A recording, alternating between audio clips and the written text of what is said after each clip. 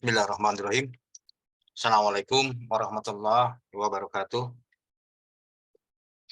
Selamat malam pada Bapak dan Ibu sekalian yang berada di beberapa wilayah di Indonesia maupun di luar negeri.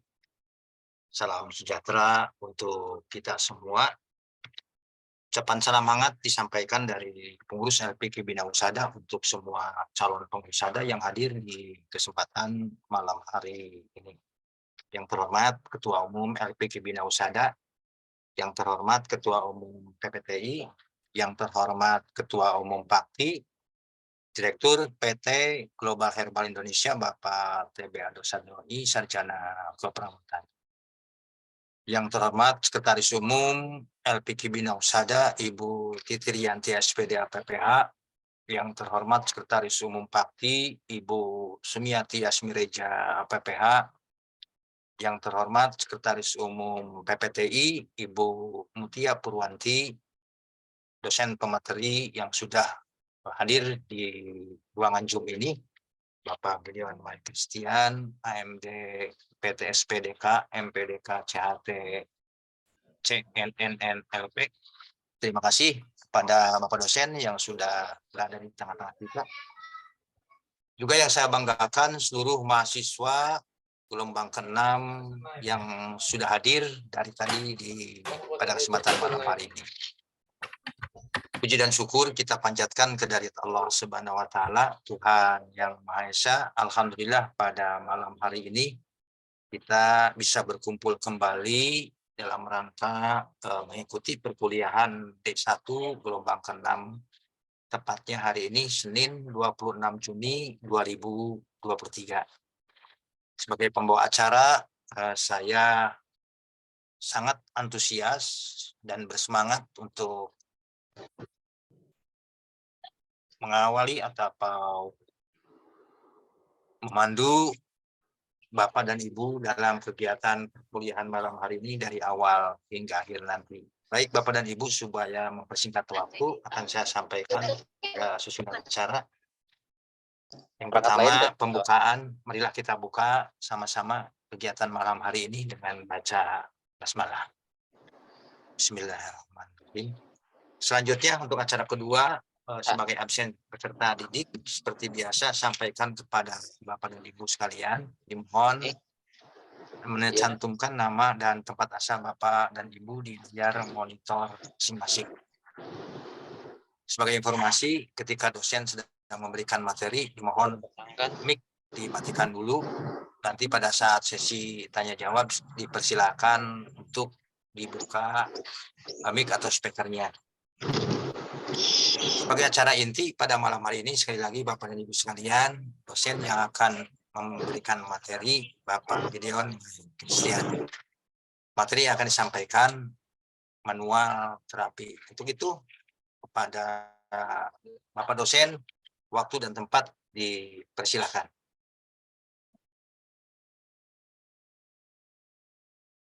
Terima kasih Pak. Selamat malam Pak Asep. Sehat Pak? Suara saya jelas Pak nggih? Alhamdulillah, selamat Pak. Terima kasih.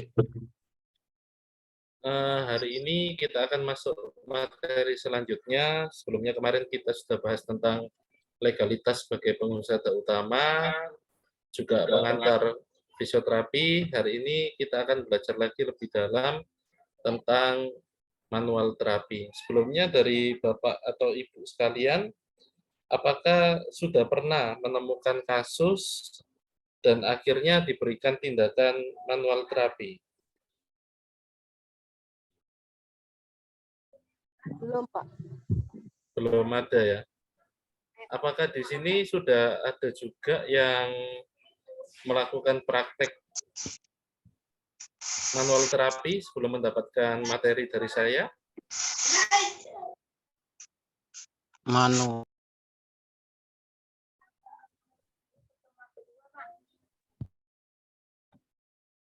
Adakah yang sudah mempraktekannya atau sudah pernah menjadi pasien mungkin?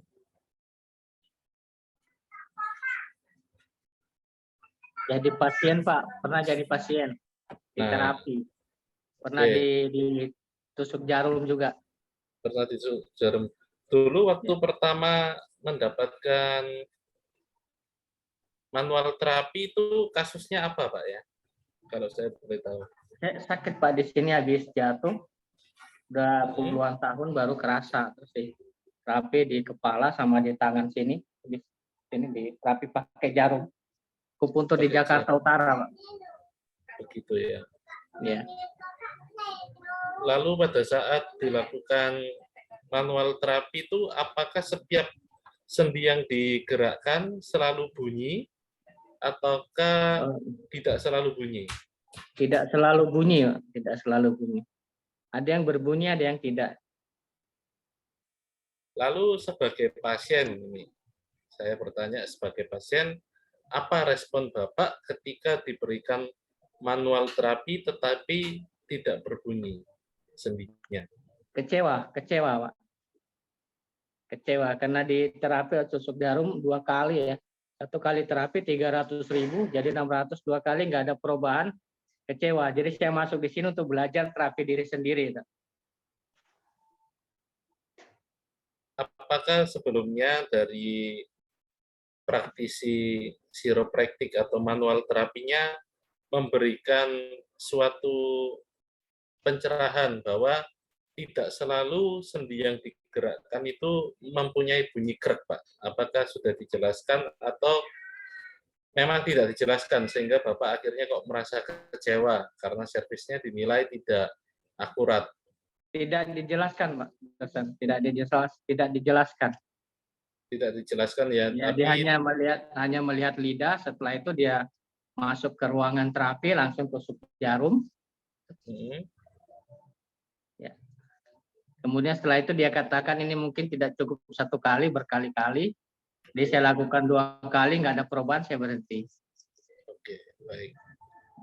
Terima kasih Bapak atas testimoninya, pengalamannya tentang manual terapi yang pernah dilakukan dengan Pak Tahir Effendi dari Lampung ya. Iya betul, Tahir Effendi Lampung. Oke, terima kasih. Mungkin ada yang lain karena saya mau bedah kasus dulu sebelum masuk ke materi supaya kita semua nanti sepaham dan sepikir kenapa setiap tindakan yang dilakukan tidak selalu berbunyi. Nanti akan saya jelaskan.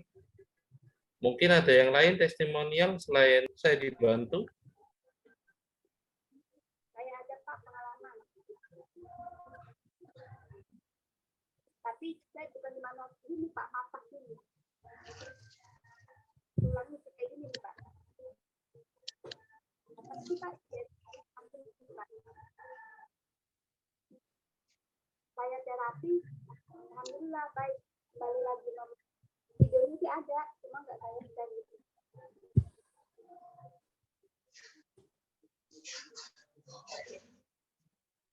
Kemarin aja jantung nggak ininya mulainya jam 8.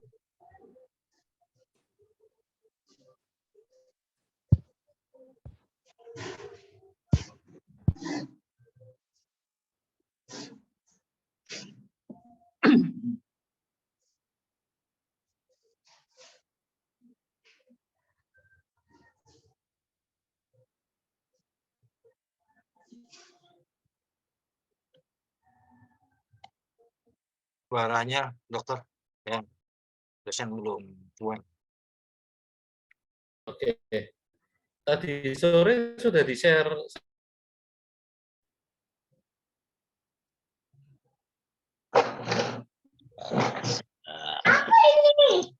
Sudah ada yang bisa bantu saya untuk, karena punya saya ini ada kendala. Ada yang bisa bantu?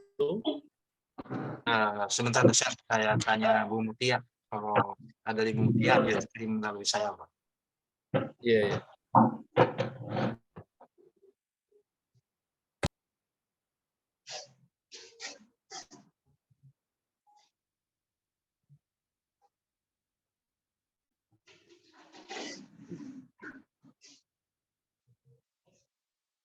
Sambil menunggu, mungkin teman-teman yang lain bisa memberikan testimoninya setelah dilakukan chiropraktik atau manual terapi di tempat lain seperti Pak Tahir Effendi tadi.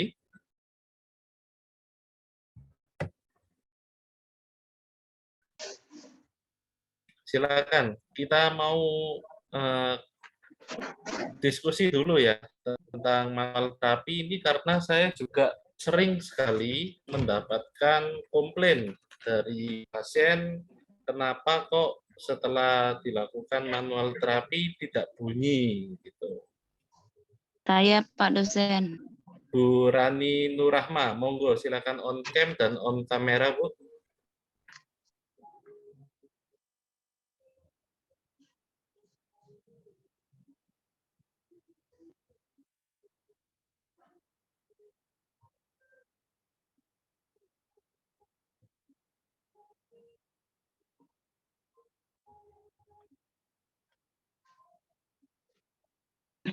Dipersilakan Bu Rani. Saya pernah itu Pak, saya terapi di tapi dokter spesialis ya, fisioterapi. Itu karena saya ada keluhan pundak kanan dan kiri itu selalu pegel, selalu pegalnya itu pegel batu ya Pak, sampai sakit ke kepala, sakitnya itu luar biasa sakit gitu, nggak bisa, pokoknya serba salah gitu ya, melakukan aktivitas apapun serba salah, sakit ke kepala, terus juga nggak nyaman ke mata. Akhirnya saya terapi ke fisioterapi, kemudian dokternya menyampaikan bahwa saya itu ada keluhan otot leher sebelah kiri itu lemah. Gitu. Memang tangan sebelah kiri itu kalau pegel itu bunyi drek drek drek gitu. Makasih. Lalu setelah dilakukan fisioterapi sudah ada perubahan? Ada perubahan Dok. Hanya saja itu perubahannya itu, jadi kalau kata dokternya itu saya harus rutin senam setiap hari, senam sesuai yang dianjurkan oleh dokternya. Oke, siap. Gitu. Terima kasih masukannya. Materi saya sebelumnya sudah kelihatan ya di monitor ya? Sudah. Sudah, oke. Kita mulai dari testimoni Pak Effendi dan Bu Rani tadi ya. Saya terima kasih banyak. Yang pertama saya mau membalas dulu Pak Effendi itu terkait tidak bunyinya sendi ketika digerakkan. Memang terkadang itu sendi tidak berbunyi lalu dilakukan chiropraktik atau manual terapi dan tetap tidak bunyi itu bukan gagal terapinya. Tetapi memang udara yang terjebak di dalam sendi ataupun ototnya itu memang sudah rileks sehingga ketika sudah dilakukan manual terapi tidak bunyi. Satu contoh ya, ketika kita membunyikan tangan seperti ini, tek tek ya kan, bunyi kan, selang 2 menit 3 menit kita bunyikan lagi pasti nggak berbunyi. Betul nggak Bapak Ibu? Kenapa tidak berbunyi? Karena respon ototnya sudah rileks dan udara yang terjebak di dalam cairan sendi juga sudah bebas. Sehingga tidak bunyi. Apakah terapinya dinyatakan gagal? Tidak. Karena manual terapi itu tetap mempunyai fungsi untuk memperlancar peredaran darah, relaksasi otot, dan juga mengurangi nyeri. Jadi seperti itu. Tidak harus bunyi. Jadi nanti Bapak Ibu kalau sudah mulai praktek di lapangan dan ternyata tidak bunyi, kita di awal harus bisa menjelaskan kepada pasiennya. Seperti itu. Suara saya jelas ya, nggak putus-putus ya? Jelas, jelas. Jelas. Nanti kalau putus-putus bisa langsung diinstruksi ya. Nah, Siap.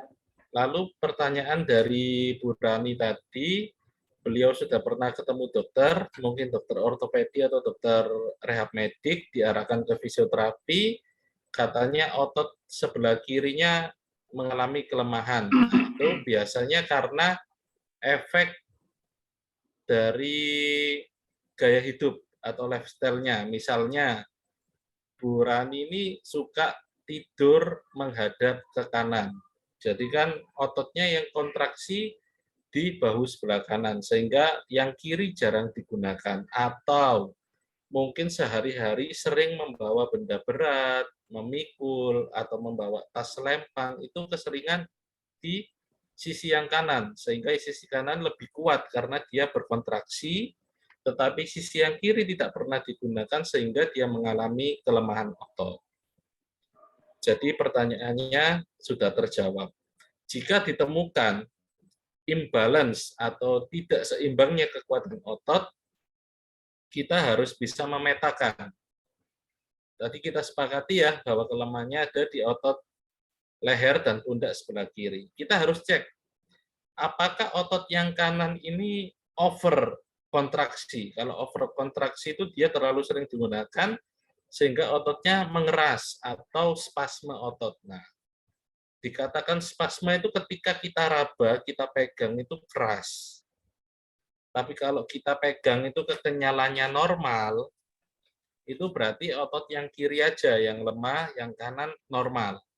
Tapi ketika ditemukan yang kanan normal, kita bisa lakukan manual terapi untuk merelaksasikan ototnya. Jadi otot sering dipakai itu bagus memang. Tapi ketika imbalance atau dia mengalami tingkat kekerasan yang lebih tinggi daripada normalnya, maka harus direlaksasikan. Jadi kalau kita dapat kasus nyeri leher, kita harus bisa menganalisa apakah murni karena kelemahan otot sebelah kiri atau ada gangguan pada otot sebelah kanan. Kita ngulang. Jika yang kanan memang dirasa ada spasme, maka kita bisa relaksasi dulu dengan masas. Setelah masas mungkin bisa dilakukan akupressure atau akupuntur, baru dilakukan manual terapi. Sekali lagi, manual terapi itu adalah tambahan, bukan utama. Jadi tidak bisa dia berdiri sendiri. Kalau saya sering mengkombinasikan dengan masas dan juga stretching. Jadi manual terapi itu tidak bisa berdiri sendiri. Kalau ada yang mengatakan, oh dengan manual terapi aja vertigonya bisa hilang atau nyeri ototnya bisa berkurang, itu sangat mustahil. Pasti ada gejala sisanya. Makanya selalu ada pendamping, baik itu masas ataupun akupressure. Kalau ada yang bisa akupuntur boleh. Mau dilakukan cupping atau bekam kering juga boleh. Gitu ya Bapak Ibu ya. Jadi manual terapi tidak bisa berdiri sendiri. Dia harus ada rekannya untuk melakukan tugas relaksasi otot dan juga memperlancar peredaran darah itu. Seperti itu ya. Oke, kita masuk slide yang kedua. Mungkin yang paling sering dialami dari pasien-pasien kita atau kita sendiri sebagai seorang terapis itu nyeri punggung atau low back pain. Betul ya Bapak Ibu ya?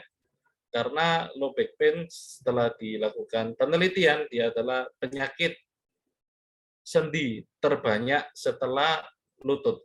Jadi yang nomor satu itu lutut. Karena osteoartritis maupun osteoporosis. Jadi nyeri pinggang itu adalah urutan kedua. Untuk definisi, kita mau mengulang lagi sedikit tentang definisi dari manual terapi. Ya, menurut para ahli, manual terapi adalah tindakan fisioterapi yang membutuhkan skill dan teknik yang spesifik. Jadi kalau misalnya di sendi leher, ada gerakan traksi, ada gerakan gliding lateral. Jadi itu namanya teknik yang spesifik. Jadi apakah traksi bisa dilakukan di sendi lainnya? Belum tentu. Apakah gliding lateral medial bisa dilakukan di sendi lain? Bisa iya, bisa tidak. Jadi setiap sendi punya teknik yang spesifik. Seperti itu ya. Manual terapi digunakan untuk satu, mengurangi nyeri. Karena kenapa nyeri itu muncul? Nyeri itu muncul karena ototnya terlalu tegang atau bahasa medisnya spasme. Karena saya background-nya dari nakes ya, jadi tolong Bapak Ibu juga sedikit mengikuti bahasa-bahasa medis supaya tidak tertinggal dengan teman-teman dari nakes. Jadi kalau spasme, Pak Gideon kok dari tadi ngomong spasme. Spasme otot adalah otot yang terlalu mengeras karena suatu cedera atau karena terlalu sering digunakan. Jadi kalau ototnya terlalu keras itu namanya spasme. Seperti itu ya. Lalu untuk meningkatkan gerak sendi, nah ini ada hubungannya lagi. Otot itu selalu melewati persendian, selalu. Seperti bicep yang ada di tangan ini ya. Dia mulai dari bahu, melewati siku, sehingga ketika kita melakukan gerakan mengangkat barbel seperti ini, otot tersebut mampu menggerakkan sendi. Seperti itu. Lalu, mengurangi pembengkakan dan meningkatkan fleksibilitas. Otomatis, ketika otot yang mengalami spasme tadi dilakukan manual terapi, pasti relaksasi. Sudah pasti, jika dilakukan dengan baik dan benar. Jika sudah rileks, otomatis penekanan otot terhadap saraf akan berkurang, sehingga rasa nyerinya juga berkurang. Jika otot sudah rileks, pembuluh darahnya juga pasti sudah lancar, sehingga bengkak pasti berkurang karena aliran darahnya sudah lancar. Dan yang terakhir, meningkatkan fleksibilitas. Ketika otot itu sudah kendor, sudah tidak tegang lagi, mau digoyang kemana ke sana kemari, pasti dia sudah fleksibel. Nah, kita belajar dari akar kata ya, manual terapi. Manus itu artinya tangan. Bahasa Latin ya, manus itu tangan, dan terapi itu pengobatan. Jadi singkatnya, manual terapi itu adalah terapi yang dilakukan menggunakan tangan kosong. Apakah pijat termasuk manual terapi, Pak Gideon? Betul. Pijat merupakan bagian dari manual terapi. Apakah ketika saya melakukan stretching leher seperti ini dikatakan manual terapi, Pak? Betul juga.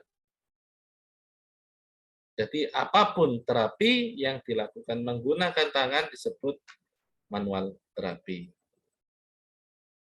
Manual terapi berfokus pada struktur dan sistem dalam tubuh seperti tulang, sendi, dan jaringan lunak, peredaran darah, limfe, dan saraf. Jadi memang manual terapi ini sekali gerakan aja, tetapi dia mampu mempengaruhi tulang, sendi, jaringan lunak, peredaran darah, limfe, dan saraf. Pasti Bapak Ibu bertanya, kira-kira jaringan lunak apa sih Pak yang bisa bergerak atau bisa mengalami perubahan setelah dilakukan manual terapi? Kita harus ingat bersama bahwa antar sendi, ya, jadi tulang dengan tulang, di tengah-tengahnya kan namanya sendi. Ada penghubung antara tulang yang satu dengan tulang yang lain, itu namanya ligamen. Ligamen itu karetnya sendi. Jadi kalau pernah dengar ACL, cedera PCL, lah itu karetnya sendi. Jadi ketika kita melakukan traksi pada lutut, melakukan gliding pada lutut, itu sudah pasti karet sendinya ikut bergerak atau ikut terprovokasi. Lalu peredaran darah dan limfe, dan juga saraf. Tujuan manual terapi adalah untuk memfasilitasi proses penyembuhan alami tubuh. Jadi tubuh kita itu sudah pasti bisa memperbaiki dirinya sendiri ketika ada cedera olahraga ya. Seperti hamstringnya ketarik. Hamstring itu otot paha bagian belakang. Semisalnya ya. Lalu terjadi kaku, ototnya lututnya nggak bisa ditekuk. Lalu sebenarnya dalam waktu 4-5 hari itu mestinya bengkak pasti berkurang dengan sendirinya. Dan juga pembuluh darah akan lancar lagi dengan sendirinya, persarafan juga pasti akan sembuh dengan sendirinya. Namun ketika kita diberikan manual terapi itu memfasilitasi atau mempercepat proses penyembuhan daripada otot yang ada di sekitar sendi lutut tersebut. Next. Lalu para pakar yang lain mempunyai definisi bahwa manual terapi menggambarkan kumpulan teknik. Jadi manual terapi itu beberapa teknik yang menggunakan tangan dirangkum menjadi satu, namanya manual terapi.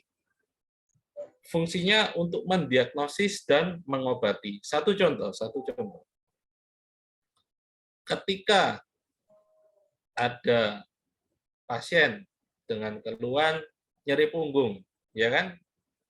Pasien biasanya kalau nyeri punggung itu ada yang namanya HNP, dia itu akan cenderung berdirinya atau duduknya itu membongkok ke depan badan. Nah, ketika kita suruh pasien untuk menegakkan tubuh seperti ini, biasanya akan terasa sakit di sekitar pinggang sampai ke kaki.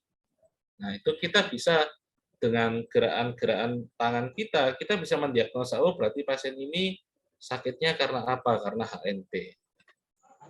Seperti itu ya.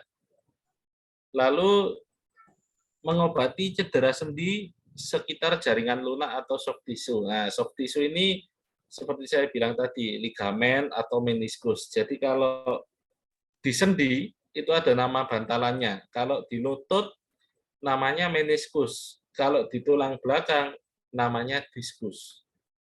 Jadi bantalan sendi itu ada namanya. Kalau semisal dia ada di lutut, itu namanya meniskus. Kalau ada di tulang belakang, itu namanya diskus. Jadi hanya ada dua penamaan itu aja sih. Kalau di sendi lain tidak dikenal. Jadi ya namanya bantalan sendi gitu aja. Tapi kalau untuk lutut namanya meniskus. Kalau diskus itu berarti bantalan sendi yang ada di pinggang.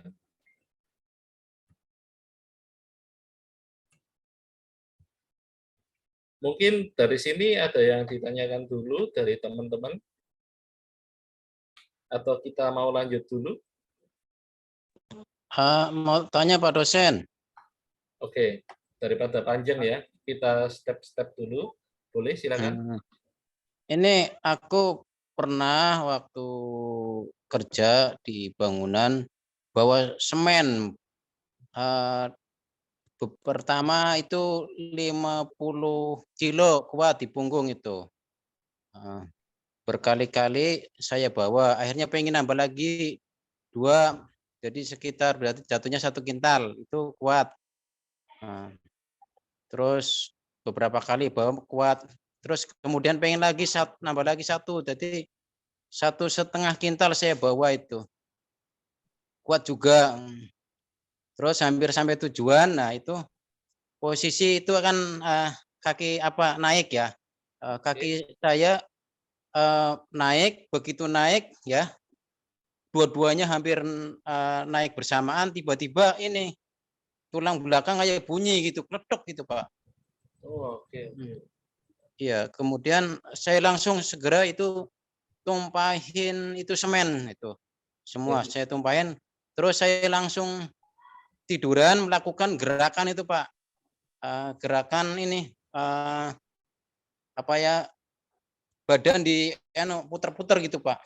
Oke. Puter-puter, kemudian saya pakai sekot jam gitu berkali-kali gitu. Selanjutnya segera istirahat, langsung nyari ke tukang urut Pak. Oke. Gitu. Nah, itu alhamdulillah ya setelah itu 1 minggu itu masih merasakan kayak ada perasaan tidak nyaman itu, Pak. Nah, tapi saya nggak putus asa, terus sering diurut, Pak. Dalam mungkin berturut-turut 1 minggu itu saya urut, Pak, gitu. Itu yang saya alami, alhamdulillah sampai sekarang nggak ngerasain itu, Pak, nggak ngerasain sakit itu, Pak. Nggak ngerasa sakit lagi. Itu aja, Pak, pengalaman saya, Pak, gitu. Iya, ngerasain Lalu sakit lagi gitu. setelah jatuh, apakah pijatnya di hari yang sama atau di hari keberapa semenjak jatuh itu? Di hari hari hari ini, Pak, hari itu juga sorenya, Pak. Sorenya langsung ya? Langsung, Pak, gitu. Jadi takutnya Pak, karena di situ udah terasa bunyi, berarti pertemuan antara sendi dengan sendi atau tulang dengan tulang itu, Pak. Yang tadi yang namanya ligamen atau persambungannya itu bertubrukan itu, Pak. Jadi aku khawatirnya kenapa-napa gitu, Pak. Oke. Iya. Saya coba untuk melakukan suatu investigasi dari kasusnya Pak Fuad ya. Iya, Pak. Bahwasanya memang sekali lagi bahwa aktivitas fisik yang berlebih itu sudah pasti menjadi beban pada sendi-sendi penopang tubuh. Jadi ada 3 sendi penopang tubuh kita. Yang pertama itu leher, yang kedua itu pinggang, yang ketiga itu lutut. Nah, kalau kita ngangkat berat, aktivitas fisik yang terlalu berat, olahraga yang terlalu berat, atau misalnya berdiri terlalu lama, itu biasanya pasti 3 ini, lutut, pinggang, leher, dan ini saling berkesinambungan. Nah, dari cerita yang saya dengar dari Pak Fuad tadi, itu sebenarnya bukan sesuatu yang fatal ya, karena beban yang tinggi, sehingga ligamennya mungkin sedikit terpelintir sehingga bunyi krek gitu. Tetapi itu bukan sesuatu yang berbahaya, tapi Pak Fuad sudah sangat bagus melakukan tindakan pertama dengan baik, dengan cara langsung berhenti dan juga beristirahat.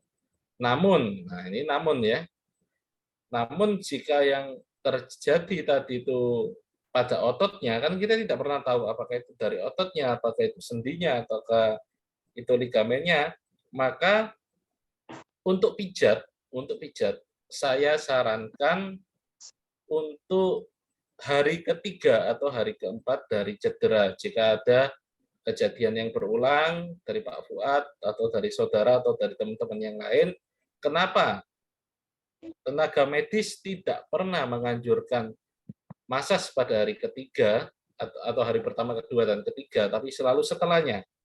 Itu karena ketika terjadi cedera itu biasanya pembuluh darah pasti ada yang terobek atau saraf juga pasti ada yang terluka.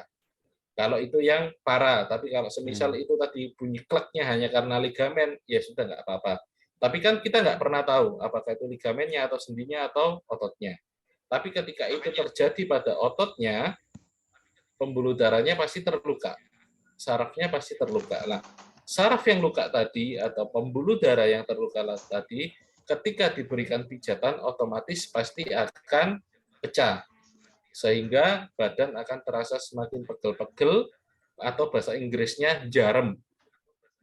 Nah, itu kadang-kadang kenapa kita kok dipijat malah sakit semua? Nah, itu bisa jadi cederanya keras sehingga mempengaruhi otot dan sarafnya. Gitu.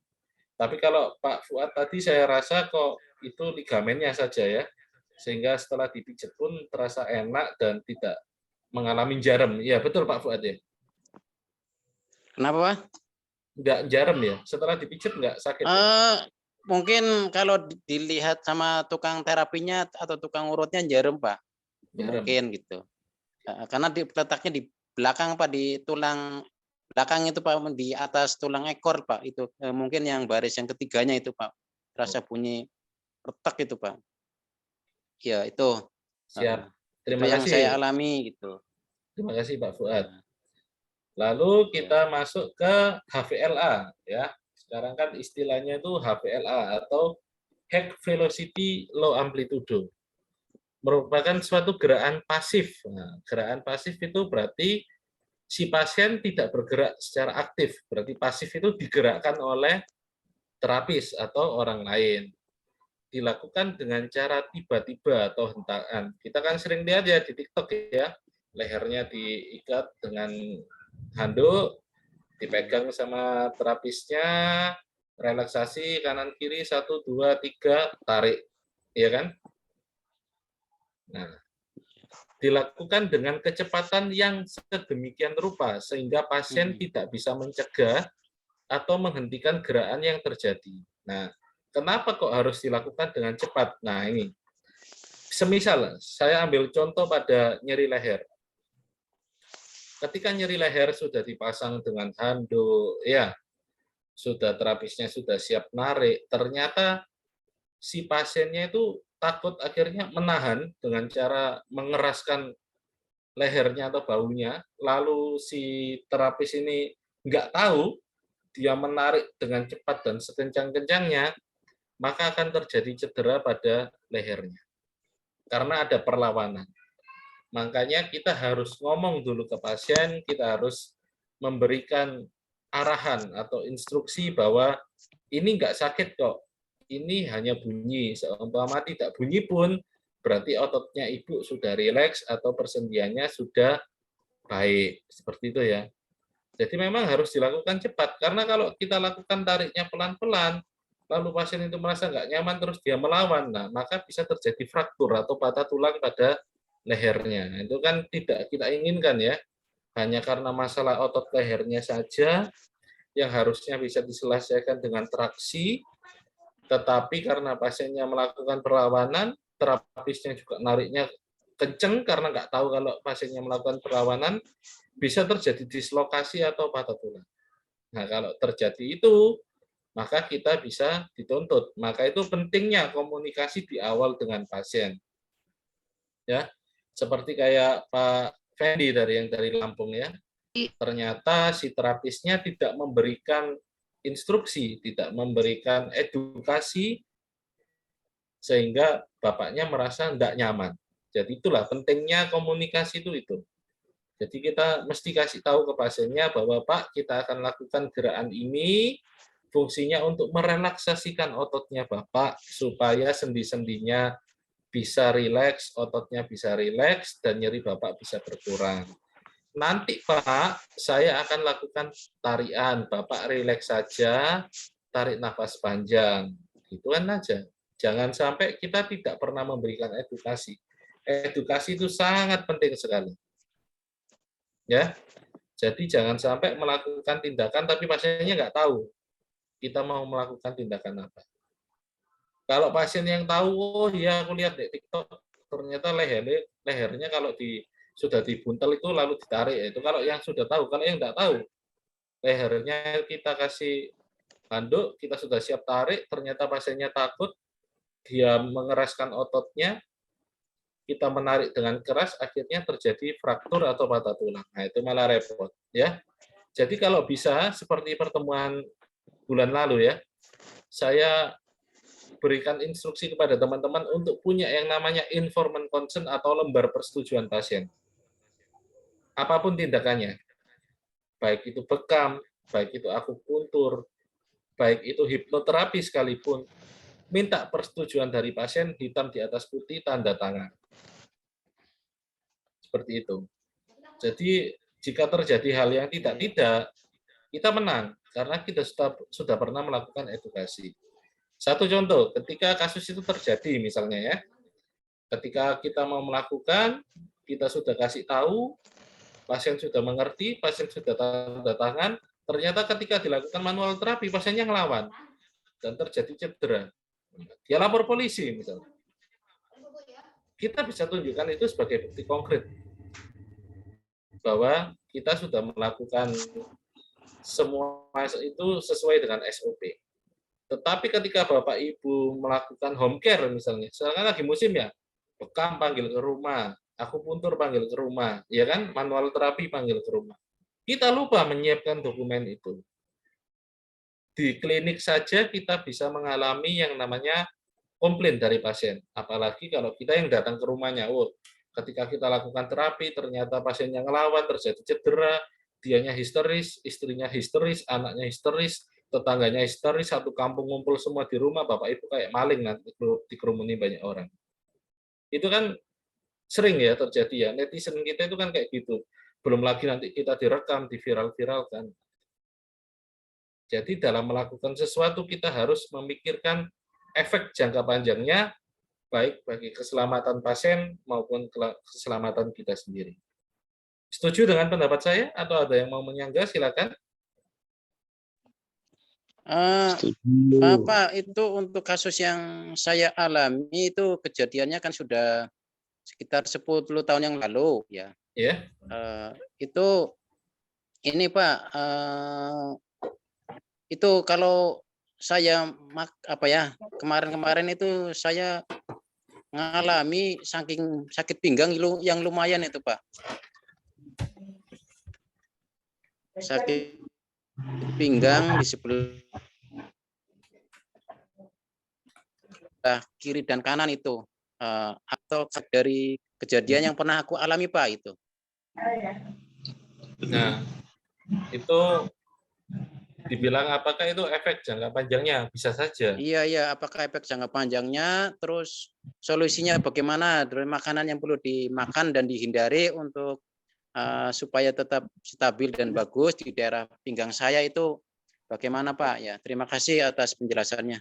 Oke, yang namanya cedera ketika tadi mengangkat beban yang tinggi, saya katakan pasti ada namanya radang. Radang itu pembuluh darahnya membesar, sarafnya juga membesar, sehingga ketika dilakukan pemijatan pasti gampang cedera. Tadi juga Pak Fuad terapisnya ngomong bahwa terjadi jarum.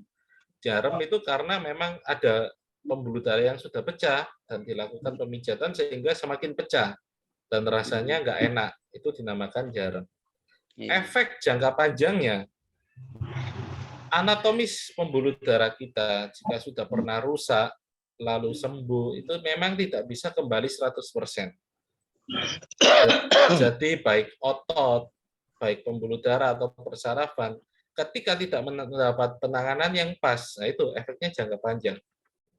Makanya saya selalu katakan selesaikan dulu masa akutnya. Kalau sudah masuk fase kronis, jadi fase akut itu cedera hari pertama sampai hari keempat, itu namanya akut. Kalau kronis itu hari keempat sampai seterusnya. Jadi tindakan apapun tindakannya itu paling baik dilakukan pada fase kronis. Waktu otot dan pembuluh darahnya sudah kembali ke posisi semula.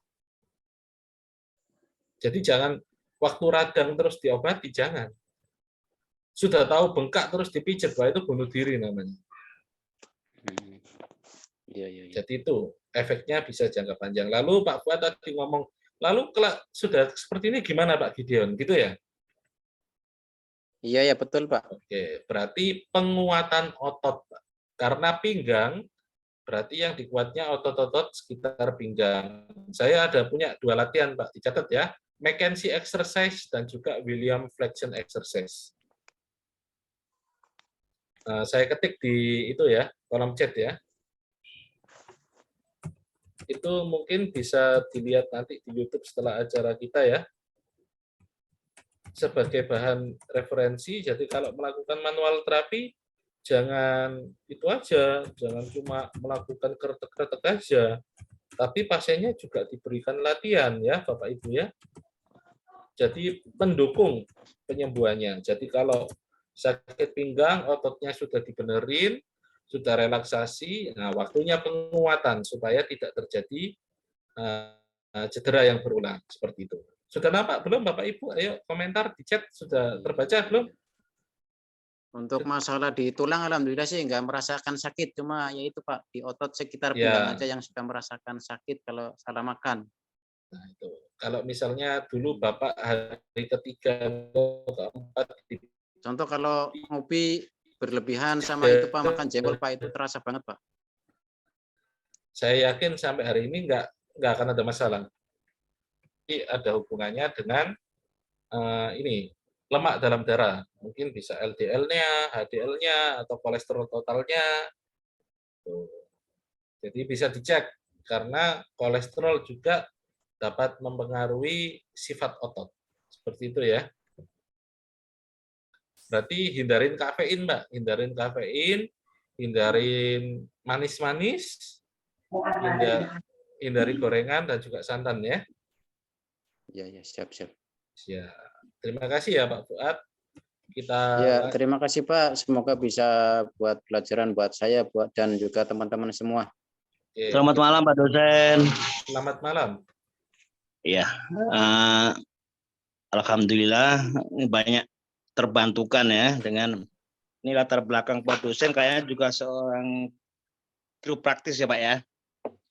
Ya, saya fisioterapi Pak. Oh, fisioterapi ya, lengkap ya. Iya. Dengan tadi Pak dosen menerangkan, saya pernah nih. Ya nanti ada cerita juga ada pertanyaan nanti. Siap. Tahun 2019 saya waktu itu diminta Baksos untuk Pasdu, Alpasdu. Oke. Sekitar 50 orang. Ya, alhamdulillah lancar. Tapi dengan berjalannya waktu, peserta terakhir itu mungkin melihat ya, terus pingsan. Salah saya, padahal awal-awal itu pas yang pertama peserta yang mau ambil darah itu, saya tanya sudah makan, terus tidur sudah cukup, semua mungkin saya kira udah ngerti semua. Tak tahunya yang terakhir itu belum makan, hitam pingsan. Ya itu tadi, seperti Pak dosen cerita tadi, saya bener-bener kayak macam maling. Orang menyalahkan saya. Kebetulan di situ adalah nakes. Jadi saya salahin, gini sampai kemana-mana. Jadi di situ, maaf Pak dosen agak batuk sedikit. Siap. Jadi di situ akhirnya kasak-kasuk, kebetulan waktu itu kan bekam basah dilarang sama Dinkes kayaknya ya, Kemenkes ya, hanya boleh yang kering. Nah itu hampir barengan itu. Jadi saya betul-betul diadili. Oh enggak gini bahaya gini. Padahal itu saya udah ribuan menangani pasien. Nggak ada masalah. Ya itulah salah saya kenapa waktu awal saya tidak, yang orang terakhir ini nggak saya tanya.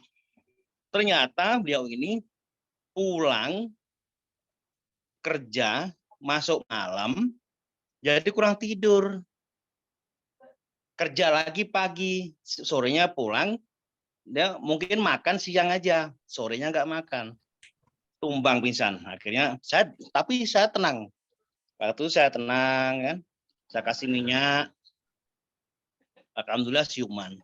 Tapi itu saya betul-betul diadili sama tadi. Nah, jadi apakah dengan kejadian ini saya harus istilahnya bikin yang tadi surat perjanjian ya, di awal ya, hitam di atas putih ya. Karena memang riskan nih kalau Alpasdu sama Chiropraktik. Saya kan juga alhamdulillah bisa kertek-kertek ya. Alhamdulillah saya sudah keluar masuk Singapura juga. Oke. Banyak yang saya tanganin, alhamdulillah lah. Saya juga terapi totok punggung, juga refleksi, Syapadu.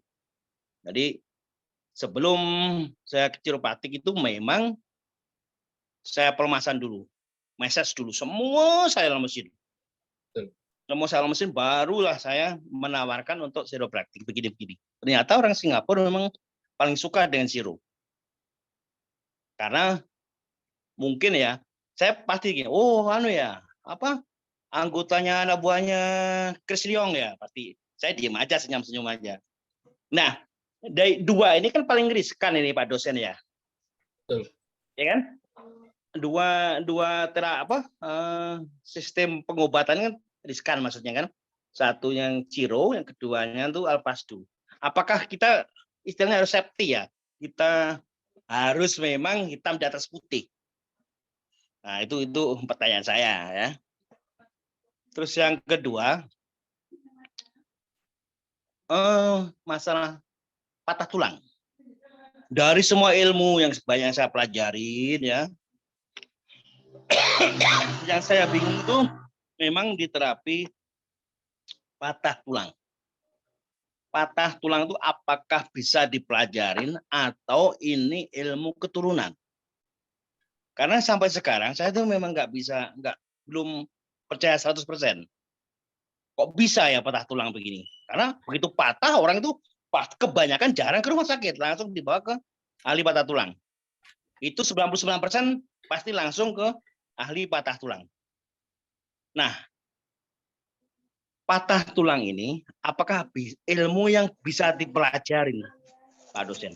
Atau ini masuk dalam kategori juga sebagai ilmu manual terapi atau ini ilmu yang khusus? Nah, itu mungkin itu aja Pak dosen pertanyaan saya. Selamat malam. Terima kasih Pak Yoso. Yoso ya Pak Yoso ya. Selamat Ya, malam. Luar biasa sekali ilmu dan pengalamannya, sharing-sharing pengalamannya tentang Fasdu dan Chiropractic ya Pak ya. Memang hal yang mutlak Pak, untuk mempunyai yang namanya informed consent atau persetujuan tindakan. Jika Bapak tidak bisa memberikan persetujuan itu, maka akan sangat gampang untuk diserang oleh orang. Contoh informed consent itu banyak kok Pak, di Google itu banyak contoh. Ketik aja nanti surat persetujuan tindakan medis gitu ya. Yang penting ada kata-kata bahwa pasien menandatangani ini dengan keadaan sadar tanpa paksaan dari pihak manapun. Yang penting ada kata-kata itu. Jika ingin lebih kuat lagi, materai 10.000, Pak. Itu lebih kuat lagi. Nah, kita harus stok memang. Kalau saya memang stok untuk materai. Jadi saya seolah-olah dia tanya gitu ya, sekali fisioterapi panggil ke rumah berapa Pak? Saya jawab 300.000. Tapi itu sudah include sama informed consent dan juga biaya materainya. Jadi pasien itu tidak merasa terbebani dengan materi itu. Jadi kalau bisa segala sesuatu itu kita marketingkan itu dengan cara paket. Suatu contoh, nanti teman-teman semua bisa manual terapi, bisa chiropractic. Terus teman-teman juga bisa massage misalnya. Sekali massage panggil berapa? Misalnya 150. Include-kan dengan informed consent dan juga materainya 50.000, jadi 200, ya kan? Nah, nanti 200.000 itu bisa apa lagi? Bisa manual terapi tambah 100, berarti 300.000. Pasien sudah dapat informed consent tanpa bayar materai. Yang kedua, dapat manual terapi dan juga dapat massage. Jadi 3 in 1. Pasien akan merasa, oh ketika saya terapi ke Pak Yosto, atau terapi ke Burani, atau terapi ke Pak siapa tadi yang Lampung itu, enak ya, 300.000 itu sudah dapat pijat, sudah dikeretak, lalu ada itu informed consent-nya. Kadang pasien itu malah senang dengan adanya informed consent. Pasien juga merasa safety, merasa aman bahwa oh ya terapis yang menangani saya itu tahu apa yang dia lakukan. Seperti itu. Jadi akan menjadi nilai jual bagi kita jika kita punya informed consent, menyediakan materai, dan juga include paketan kalau jualan. Sekarang nggak usum, jualan cuma akupuntur aja, atau massage aja, atau bukan aja. Include-kan semua jadi satu paket dengan harga segini. Kalau 8 kali segini, kalau 10 kali ada diskon berapa ribu. Nah gitu kalau jualan. Karena kita nggak mungkin toh melakukan terapi itu 1-2 kali selesai. Kalau saya, itu biasanya menawarkan paling sedikit 8 kali sesi. Jadi pasien itu langsung bayar untuk 8 kali. Atau dia DP 50%, nanti setelah terapi yang ke-8 baru tutup. Nah, seperti itu. Kan juga bagi kita enak toh, nggak perlu promosi lagi toh. 1 kali pasien sudah pasti 8 kali bertemu dengan kita. Betul enggak? Nah, seperti itu. Lalu untuk patah tulang, ya, patah tulang itu dikatakan apakah hal yang bisa dipelajari? Bisa. Tapi harus ada media pendukungnya berupa foto ronsen. Jadi, kalau misalnya tulang seperti ini ya, lalu dia patah. Admin tolong di mute dulu. Kalau tidak dari ronsen, kita kan tidak tahu apakah patahannya ini miring atau tidak. Karena kalau patahannya miring, itu bisa melukai pembuluh darah, menusuk saraf, menusuk otot, menusuk jaringan-jaringan lunak yang lain. Nah,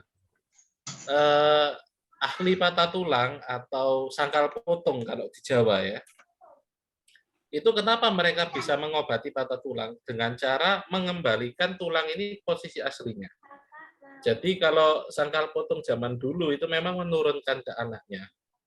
Jadi semisal patahnya seperti ini ya Bapak Ibu ya, seperti ini, lalu dia patah begini, nanti sama sangkal potongnya itu ditarik seret, dikembalikan gini, baru nanti dikasih gips atau dibebet dengan elastis bandit yang warna coklat itu. Itu yang dari sangkal potong. Tapi kalau dari medis, itu kan sudah pasti difoto ronsen, oh tahu tulangnya miringnya berapa derajat. Dibedah. Nah, kalau dibedah kan mana enak tahu dalamnya, dikembalikan, dipasang plat, dipasang skru, nanti 6 bulan dilihat sudah nyambung, bulan ke-9, 12 dibuka plat skrunya sudah balik. Jadi, apakah patah tulang bisa dipelajari? Bisa. Dari keturunan. Tapi untuk saat ini memang harus ditunjang dengan ronsen. Nah, ronsen itu memang harus ke rumah sakit. Sekarang bagaimana kita bisa mengobati sesuatu yang nggak kita lihat? Gitu. Kalau yang zaman-zaman dulu, itu memang mereka pengalaman. Mereka dengan merabaca bisa tahu oh, ini sudah lurus atau belum. Seperti itu. Tapi ahli-ahlinya sangkal potong, karena dia hanya merasakan aja, tidak melihat dalamnya, kadang nyambung, tapi asimetris atau tidak simetris, agak sedikit miring. Jadi kalau di ronsen itu bentuk tulangnya itu lucu gitu loh. Jadi yang seharusnya seperti ini, dia tumbuhnya miring dikit kayak gini, tapi nyambung gitu loh. Tapi kalau pergi ke dokter ortopedi, dibongkar, dibenerin, dilurusin, kanan kirinya ini dikasih plat, lalu di skrup ya, butuh skrup berapa, 7 kah, atau 5, atau 3, kan dia lurus, bulan ke-9 dilihat, oh baik, bulan ke-12 bisa dilepas, atau bulan ke-15, tergantung seberapa banyak patahannya, seberapa besar serpihannya, dan seberapa panjang tulang yang patah. Seperti itu. Mungkin itu menjawab pertanyaan dari Pak Yoso ya Pak ya. Jadi memang sangkal potong dulu itu turun-temurun, mereka bisa mengembalikan ke posisi aslinya dengan cara diraba dan dikembalikan dengan cara traksi. Tapi tidak maksimal hasilnya. Lebih maksimal kalau dilakukan pembedahan dan juga operasi. Cuma Bapak Ibu tidak perlu khawatir karena patah tulang itu sekarang ditanggung oleh BPJS Tenaga Kerja jika kecelakaan di jalan pulang kerja atau berangkat kerja. Kalau kecelakaan atau jatuh di rumah terpeleset ditanggung oleh BPJS Kesehatan. Ya, kalau kecelakaan di jalan bukan karena kerja ditanggung Jasara Harja. Jadi pemerintah kita sudah canggih, sudah oke untuk klaim kesehatan ada BPJS TK atau tenaga kerja, ada BPJS Kesehatan, dan juga Jasara Harja. Seperti itu. Kalau kita punya pasien, tetangga kita, patah tulang, arahkan aja ke dokter ortopedi. Biar dibenerin dulu, biar dioperasi dulu, dipasang pen dulu. Kalau sudah bagus, sudah oke, sudah nyambung, tetapi dia nggak bisa nekuk karena terlalu lama dipasang pen tadi, ya itu bisa kita bantu dengan manual terapi. Jadi kita menanganinya pasca operasi, bukan pada saat operasinya. Kalau waktu dia operasi, setelah dijahit ya kita nggak bisa apa-apa. Kita harus tunggu sampai dia sembuh dulu jahitannya, sampai kering ototnya, sudah nyambung, sudah dilepas pennya, dia nggak bisa nekuk, kita bisa bantu dengan manual terapi. Ingat, manual terapi memperlancar peredaran darah, menambah fleksibilitas sendi, ya toh? Nah, itu fungsinya. Dari Pak Yoso mungkin terjawab, Pak, pertanyaannya? Alhamdulillah. Bisa dipahami ya, Pak, ya? Bisa dipahami ya.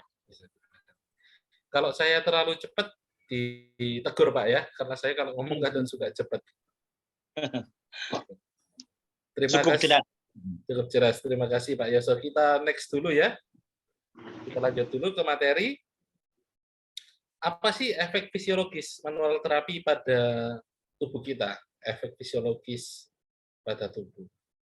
Yang pertama, pasti memperlancar peredaran darah. Nah, kalau peredaran darahnya lancar, itu sudah pasti hormon endorfin itu dapat dihasilkan secara maksimal. Jadi hormon endorfin itu mampu menjadi relaksan atau perelaksasi bagi otot. Yang kedua, membantu mengurangi pembengkakan.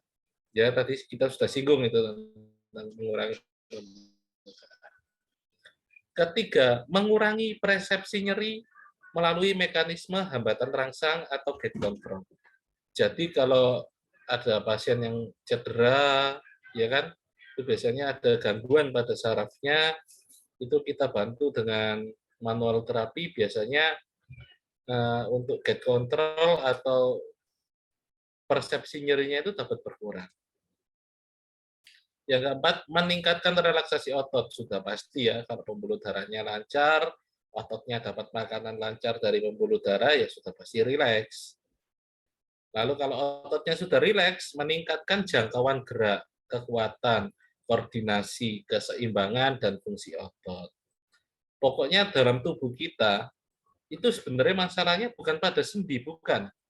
Tapi pada otot dan jaringan di sekitarnya. Jadi kalau tulangnya, ya kita tinggal minum vitamin D, rajin berjemur, itu sudah memelihara kepadatan tulang, ya. Tapi kalau untuk otot, kita harus rajin olahraga, ya, rajin makan protein seperti dada ayam, hati ayam, lalu protein dari buah-buahan, ya kan? Kurangi gorengan. Nah, itu untuk supaya ototnya kita tetap terjaga fleksibilitasnya.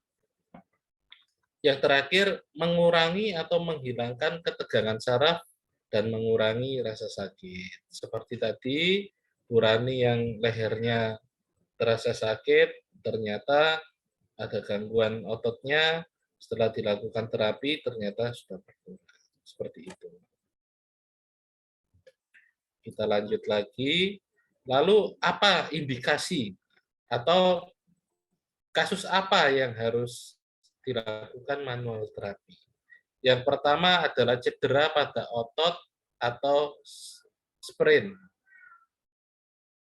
Kalau strain ini pada ligamen, ya. Jadi sprain dan strain itu beda. Kalau sprain itu sprain itu ligamen, strain itu pada ototnya, ya. Lalu dislokasi, nah itu. Apakah dislokasi bisa dilakukan manual terapi? Bisa, namanya reposisi. Ya, kita pernah tahu di TikTok ada yang mulutnya nggak bisa nutup karena tertawa terlalu terbahak-bahak, lalu didorong rahangnya ke belakang, dikembalikan. Nah, itu namanya reposisi, karena rahangnya dislokasi. Kata dislokasi itu adalah tidak pada lokasinya atau tidak pada tempatnya. Sehingga harus direposisi, dikembalikan ke posisi aslinya. Jadi, istilah-istilah medis ini harus benar-benar kita pelajari ya Bapak Ibu ya. Jangan hanya karena saya cuma penghusada holistik, nggak perlu tahu, salah. Jadi kita harus seperti gelas, kita harus sering mengosongkan diri supaya banyak menerima air-air dari ilmu-ilmu yang ada di luar sana. Saya pun sendiri juga sering diskusi sama teman-teman dari kesehatan tradisional. Saya juga belajar tentang akupressure, belajar tentang akupunktur gitu ya. Lalu apalagi nyeri punggung dan nyeri leher. Nah, itu kalau nyeri punggung, nyeri leher ini kita sudah banyak lihat ya di media sosial, bagaimana posisi. Berikutnya kita akan belajar ke sana. Lalu yang ketiga, artritis. Artritis ini dapat dikerjakan dengan manual terapi, tapi di grade-grade awal. Jadi untuk artritis atau peradangan sendi itu ada 4 tahap, ya. Grade pertama, grade kedua, grade ketiga, dan grade 4. Paling parah grade keempat. Jadi kalau untuk tulang dan sendi itu namanya grade, bukan stadium. Kalau kanker itu kan bilangnya stadium 1, stadium 2, stadium 3, stadium 4. Kalau pada sendi dan pada tulang itu namanya grade. Grade 1, grade 2, grade 3, grade 4. Kalau peradangan sendinya masih grade 1 atau grade 2, oke. Lakukan manual terapi, silakan. Bisa untuk menambah lingkup gerak sendinya. Tapi kalau dia sudah masuk ke grade 3 atau grade 4, apalagi ada osteoporosisnya, jangan sekali-kali diberikan, pasti akan patah tulangnya. Nah, itulah pentingnya kita belajar bahasa medis yang saya ajarkan tadi itu ketika kita membaca hasil ronsen dari dokter, itu kita tahu, misalnya dari ronsen pinggang ada ditemukan HNP pada L4, L5, dan S1.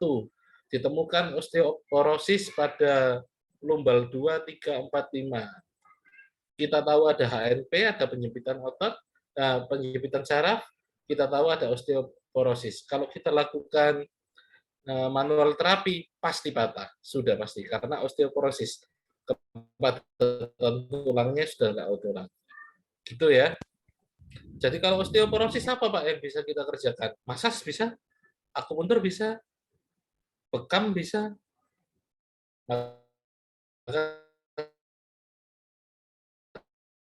Dari itu, perbanyaklah, kita harus seperti gelas yang kosong untuk terus belajar. Lalu selanjutnya nyeri bahu atau frozen shoulder. Nah, itu pasien yang tidak bisa mengangkat tangan ke atas atau yang perempuan tidak bisa memasang tali bra, itu tanda-tanda frozen shoulder. Itu bisa diselesaikan dengan manual terapi. Sekali lagi, kalau dia frozen shoulder-nya karena artritis, kita harus tahu dia grade berapa. Jangan karena, wah ini frozen shoulder, ternyata dia grade 4. Kita lakukan manual terapi, ya patah. Gitu ya. Jadi memang kita harus tetap berhubungan dengan dokter untuk melihat hasilnya. Ya, jangan ragu untuk menyarankan ke pasien. Kalau pasien punya BPJS, suruh aja minta rujukan, periksa ke ortopedi, dicek dulu ronsennya, dicek dulu darahnya, datang ke kita sudah dengan pemeriksaan yang lengkap sehingga kita bisa melakukan tindakan dengan baik dan benar dan tidak menyalahi aturan. Seperti itu. Yang terakhir tendinitis, yaitu peradangan pada tendon, ya. Jadi kalau tis itu radang. Jadi kayak tendinitis, radang pada tendon, ya kan, tendinitis. Lalu artritis itu berarti art itu kan sendi. Tis itu radang, berarti radang sendi. Lalu ada lagi sinusitis, nah, berarti radang pada sinusnya. Sebenarnya bahasa-bahasa medis itu gampang kok, asalkan kita tahu gitu. Jadi pokoknya yang belakangnya tis itu radang, ya. Lalu ini bursitis. Nah, bursitis itu radang pada bursa sendi. Jadi bursa sendi itu kayak bantalan yang menutupi cairan sinovial atau cairan sendi. Nah, wadahnya itu namanya bursa sendi. Kalau dia radang bursanya berarti bursitis. Seperti itu ya. Lalu lanjutannya juga bisa untuk nyeri kepala hebat atau tension headache. Nah, tension headache ini bukan migrain ya, lain. Kalau migrain atau vertigo yang karena idiopatik atau tidak diketahui karena apa, itu enggak bisa. Tapi kalau vertigo karena tension headache atau karena otot cervicalnya atau otot lehernya terlalu tegang, itu bisa direlaksasikan tegangannya, pembuluh darahnya lancar, ototnya rileks, pembuluh darah yang naik ke kepala lancar, ya pusingnya hilang. Ya. Tapi kalau migrain atau nyeri berdenyut itu sangat jarang sekali karena migrain itu biasanya tidak hanya karena ototnya. Kalau misalnya ada pasien datang dengan keluhan migrain atau vertigo, kita raba lehernya, bahunya tidak ada masalah, berarti memang murni pada saraf yang ada di kepalanya. Ya suruh ke dokter, minum Panadol, penyerada nyeri seperti analsik, ya atau dia dapat suntikan anti nyeri, kortikosteroid, silakan. Karena masalahnya pada saraf kita sudah nggak bisa ngapa-ngapain, ya karena saraf yang ada di pusat di kepalanya. Tapi kalau karena saraf yang ada di leher karena tegang ototnya, bisa kita lakukan relaksasi menggunakan massage dan manual terapi. Lalu carpal tunnel syndrome atau CTS. Nah, CTS itu biasanya rasa kesemutan itu karena carpal tunnel yang di sini itu menjepit saraf besar atau saraf medianus yang ada di sini. Sehingga biasanya itu jari tengah sampai jari kelima atau jari kelingking ini kebas. Nah, ini nyeri sampai kebas. Telunjuk sama jempol jarang, biasanya 3 ini. Itu namanya CTS, itu bisa juga dilakukan manual terapi untuk relaksasi supaya peradangan pada saraf medianusnya bisa terbantu.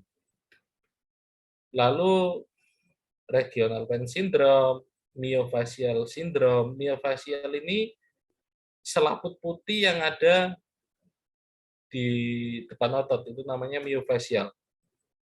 Itu bisa. Lalu temporomandibular, nah itu TMJ ya, jadi yang nggak bisa nutup rahangnya itu namanya TMJ disorder, temporomandibular joint disorder, itu bisa dilakukan reposisi dengan manual terapi sehingga kembali ke posisi aslinya. Lalu jenis-jenis manual terapi, tadi kan ada definisi bahwa manual terapi adalah wadah dari berbagai macam terapi yang menggunakan tangan, ya. Jadi kalau misalnya ada yang bisa massage, lalu mengklaim saya bisa manual terapi, ya tidak salah, karena manual terapi adalah manus, tangan, terapi adalah pengobatan. Jadi pengobatan menggunakan tangan disebut manual terapi. Apa aja yang disebut manual terapi? Pertama, chiropractic. Yang kedua, osteopati. Nah, chiropractor sama osteopatik itu hampir mirip. Bedanya, kalau osteopatik ini dibantu dengan obat, tapi kalau chiropractic memang benar full pakai tangan. Lalu jenis manual terapi yang lain apa? Akupuntur dan akupressor. Ya kan? Kita gunakan tangan. Lalu circulo massage. Circulo massage ini sama spot massage 11-12, hampir mirip. Cuma kalau spot massage itu dia lebih cepat gerakannya, ya. Kalau circulo massage itu cenderung lebih pelan untuk temponya. Lalu refleksi, refleksiologi itu biasanya kaki, ya, terus telapak tangan ditusuk-tusuk gini, ya kan, hampir mirip-mirip juga akupresur, toh. Itu juga termasuk manual terapi. Berikut dengan Ayurveda dan juga Tuina. Saya rasa teman-teman sudah banyak yang bisa Tuina atau bisa refleksiologi, circular massage, spot massage, salah mungkin itu hal yang biasa, Pak. Nah, itu kalian sudah bisa dikatakan sebagai praktisi manual terapi sebenarnya. Jadi sekali lagi saya tekankan, manual terapi bukan selalu bunyi kretek. Makanya tadi saya di awal bilang, ya kan? Jadi manual terapi itu bukan selalu kretek-kretek. Stretching pun, stretching kayak saya tadi bilang, lehernya di stretching gini. Apakah itu termasuk manual terapi? Termasuk, karena dia merelaksasikan otot, memperlancar peredaran darah. Pokoknya tujuannya 3 tadi ya. relaksasi otot, memperlancar peredaran darah, sama fleksibilitas sendi.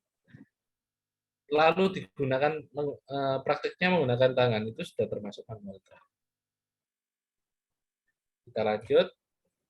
Lalu apa resikonya dari manual terapi? Setiap tindakan itu pasti ada resikonya, ya teman-teman ya. Yang pertama, chiropraktik dapat menimbulkan nyeri dan terasa tidak nyaman. Akan tetapi biasanya ringan dan pulih dalam beberapa hari. Saya ini termasuk pasiennya istri saya sendiri. Istri saya itu juga fisioterapi. Saya itu suka tidur dengan bantal itu tumpuk 2 atau tumpuk 3. Sehingga otot saya kan terlalu gini ya, terlalu fleksi. Sehingga kalau bangun pagi itu leher itu rasanya kayak kaku. Untuk buat noleh kanan kiri nggak bisa, atas bawah itu susah. Terus sama istri saya itu sering dilakukan manual terapi ya, dikasih handuk, terus ditarik seperti itu. Tapi biasanya kalau memang sedang tensinya sedang tinggi, sampai pusing, berarti kan sudah ototnya sangat tegang. Itu setelah dilakukan manual terapi dan bunyi kretek itu biasanya ada rasa nggak nyaman, memang kayak pegel gitu loh, nggak enak. Tapi memang hari kedua, hari ketiga sudah berkurang dan memang sudah rileks, sudah bisa buat aktivitas, gitu ya. Pasti ada resikonya, tapi kecil. Resiko akan menjadi besar ketika pasien tadi tidak teredukasi, sehingga waktu tarik-tarikan sama pasien terjadi patah tulang atau dislokasi, ya itu baru bahaya. Ya. Lalu yang kedua, nah ini ya, leher, hati-hati ya. Hati-hati sekali dalam melakukan traksi atau manipulasi dengan pada kasus di sendi leher ini ya. Di Surabaya beberapa tahun yang lalu kita tahu bersama ya, di mall yang besar dengan chiropractor terkenal pun meninggal pasiennya. Dia meninggalnya ya karena ada dicurigai ada robekan dan memicu stroke ya. Jadi pembuluh darah di sekitar leher dan kepala pecah, chiropractornya nggak tahu, meninggal karena perdarahan di kepala. Jadi sekali lagi hati-hati. Kalau misalnya seperti saya, berat badan saya 90 kilo. Pasien saya perempuan, 45 kilo. Apakah saya menggunakan 100% tenaga saya? Nah, itu yang perlu dipikirkan ya. Kalau hitung-hitungan, jika kita melakukan manual terapi pada sendi leher itu 1/7 dari berat badan pasien. Jika pasien itu beratnya 70 kilo, kita lakukan terapi pada lehernya untuk manual terapi. Berarti tarikannya sekitar 7-10 kilo. 1/7 berat badannya, berarti 10 kilo. Jadi kita nariknya itu seolah-olah kita narik barang yang 10 kilo. Nah, itu perlunya latihan, perlunya praktek itu. Jadi memang kuliah Zoom ini memang terbatas ya, tapi kita bisa praktekkan dengan rekan sesama praktisi penghusada holistik atau dengan keluarga. Boleh kita lakukan pelan-pelan tarikannya ya. Jadi itu tadi, kalau pasiennya besar, badannya berat, kayak saya 90 kilo, yang narik 40 kilo, kalau dia narik maksimal pun ya tidak terasa, gitu ya. Jadi perlu diperhatikan antara terapis dan juga pasien, tarikannya seperti apa. Ingat, dicatat, pasti keluar di ujian, kalau leher itu 1/7 dari berat badan, beban tarikannya. Kalau untuk pinggang, 1/3 berat badan. Jadi kalau tadi 70 kilo, bagi 3, berarti berapa? Sekitar 20, Ya, 20 kiloan ya. 23. 23 kiloan. Gitu. Berarti untuk menariknya sekitar 23. Bisa ya? Bisa memahami maksud saya enggak? Bisa. Bisa ya. Jadi memang untuk tarian leher dan pinggang itu harus hati-hati. Leher itu sangat riskan sekali terjadi robekan dan perdarahan di sekitar kepala. Ya. Yang terakhir, resiko yang terakhir menimbulkan efek samping. Akan tetapi terapi ini tidak disarankan pada keadaan DVT atau deep vein thrombosis. Nah, deep vein thrombosis ini apa Pak Gideon? Deep vein thrombosis ini bahasa ibunya varises. Nah, tahu varises ya? Nah, itu deep vein thrombosis namanya. Jadi di venanya itu trombosis. Itu varises. Itu nggak boleh dilakukan manual terapi karena dia pembuluh darahnya kan sudah tidak sehat itu. Venanya. Kalau kita lakukan manual terapi hanya ada 2 kemungkinan. Pasiennya sembuh atau semakin buruk. Tapi kalau saran saya mending tidak usah karena deep vein thrombosis itu sudah tidak karu-karuan sekali. Ya. Jadi kalau ada pasien dengan nyeri lutut atau tegang pada otot-otot sekitar lutut, lalu dia datang untuk dilakukan manual terapi, saya rasa jangan. Saya tidak tahu ya, dari pengusaha holistik ini apakah varicose vein atau varises ini bisa diselesaikan dengan bekam atau dengan akupuntur mungkin, tapi saran saya tidak untuk manual terapi. Karena efeknya sangat berbahaya. Ya. Karena venanya itu tersumbat. Jangan sampai kita bikin sumbatan atau perdarahan yang lain. Bisa-bisa lumpuh nanti pasiennya. Ya, itu mesti kita tahu. Ya, kalau pasiennya pakai celana panjang terus ngaku lutut saya sakit, lalu sudah persetujuan tanda tangan akan dilakukan manual terapi pada sendi lutut. Jika sudah tahu ada varises atau varicose vein, batalkan aja. Bilang aja, Pak, mohon maaf, karena kasus varises atau varicose vein ini atau deep vein thrombosis ini tidak bisa dilakukan manual terapi, malah akan memperburuk kondisi Bapak. Itu kan aja. Kita juga jangan sekali-sekali nekat ya melakukan sesuatu yang tidak sesuai dengan SOP. Lalu apa saja yang tidak boleh dilakukan manual terapi ketika di area sekitar sendi yang akan digerakkan itu ada luka bakar. Nah, kalau udah luka bakar, kita pegang itu kan nanti enggak steril ya, baik bagi pasiennya maupun bagi tangan kita, walaupun kita sudah pakai handscoon sekalipun atau sarung tangan. Jangan, karena bisa jadi jaringan yang di bawahnya bekas luka bakar itu ototnya masih rusak. Kita nggak tahu, oh ini wis rodok kering kok Pak, nggak apa-apa tak lakukan manual terapi gitu ya. Terus kayak ping-ping sudah sembuh gitu seolah-olah ya. Tapi ternyata di dalam masih belum kering. Kita lakukan traksi lututnya atau kita geser sendinya, klak gitu, lalu terjadi perdarahan. Waduh, malah bikin cedera ya. Lalu selanjutnya infeksi kulit. Nah, kalau sudah ada gatal-gatal, eksim, nah itu sudah pasti menular. Jangan sekali-sekali ya. Nanti kita pakai handscoon, kita terapi dia ada infeksi kulit atau jamur eksim, lalu kita lupa, kita nulis pakai pulpen ya.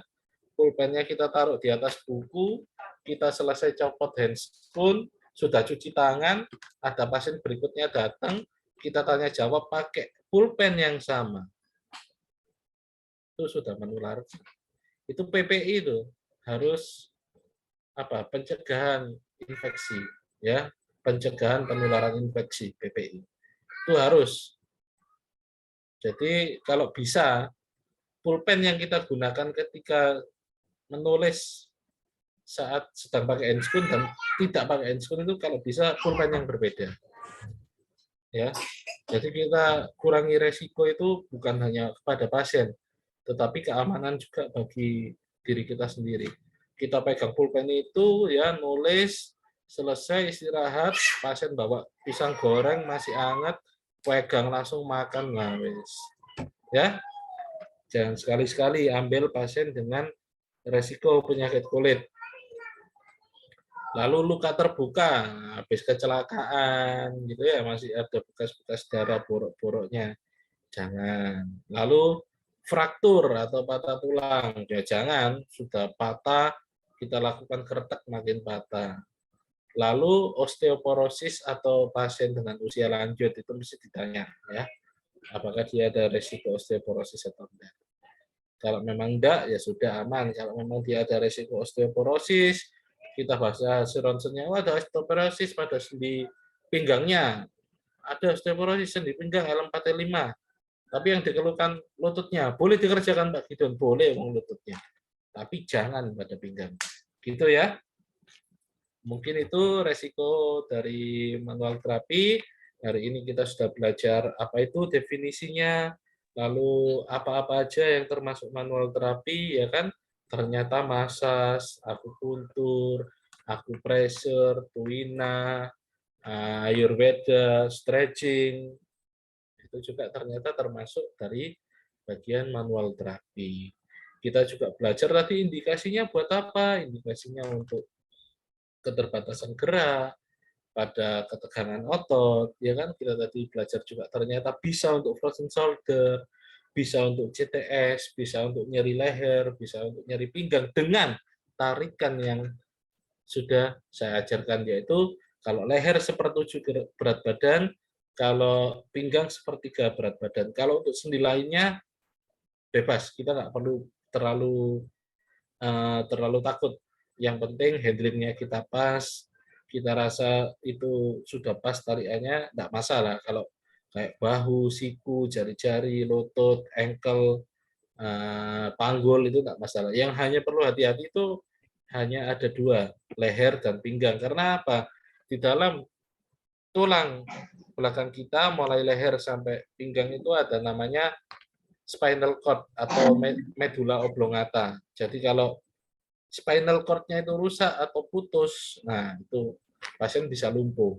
Kalau putusnya di leher, ya tangan, kaki, semua ke bawah lumpuh. Kalau pinggangnya yang rusak, spinal cord-nya, tangannya fungsi, kakinya tidak fungsi. Itu ya. Saya terima kasih sudah menemani malam Bapak Ibu sekalian dengan sharing ilmu, dengan pengalaman Bapak Ibu juga yang luar biasa, menambah wawasan bagi saya. Semoga apa yang saya sampaikan menjadi berarti, menambah edukasi bagi Bapak Ibu, memperlengkapi keilmuan sebagai pengusaha terutama. Saya juga manusia biasa, kalau saya ada salah-salah kata bisa dikoreksi. Mungkin jika masih ada waktu, kita ada sharing session atau tanya jawab, silakan waktu dan tempat saya sediakan.